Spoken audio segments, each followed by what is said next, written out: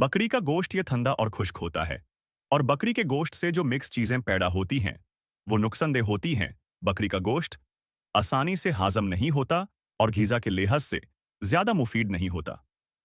नर बकरी का गोश्त फायदेमंद नहीं होता क्योंकि ये कुछ खुश्क होता है, पेट पर बोझ डाल देता है और सियाह सफरा पैदा करता है। अलजहित ने कहा, एक माहिर हकीम ने मुझसे कहा था, अय अबू उथमान बकरी का गोश्त से परहेज करो क्योंकि ये उदासी पैदा करता है, सियाह सफरा पैदा करता है, भूल चूक बढ़ाता है और खून को खराब करता है। वल्लाह ये बच्चों को पगल कर देता है। कुछ डॉक्टर कहते हैं कि बकरी का वो गोश्त पसंद नहीं किया जाता जो बूढ़ी बकरियों का होता है।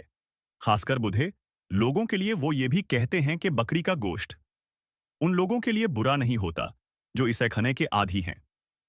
जब डॉक्टर कहते हैं कि बकरी का गोश्त मुफीद नहीं होता तो उनका मतलब उन लोगों से होता है जिनके पेट कमजोर होते हैं और जो बकरी का गोश्त खाने के आदी नहीं होते, जैसे शहरों में रहने वाले अमीर लोग जो बेहतर खानों के आदी होते हैं।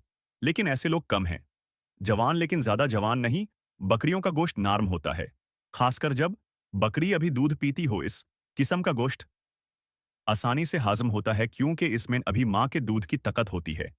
जवान बकरी का गोश्त ज्यादातर लोगों के लिए नरम होता है और ऊंट के गोश्त से हल्का होता है और जवान बकरी का गोश्त मोतदिल खून पैदा करता है।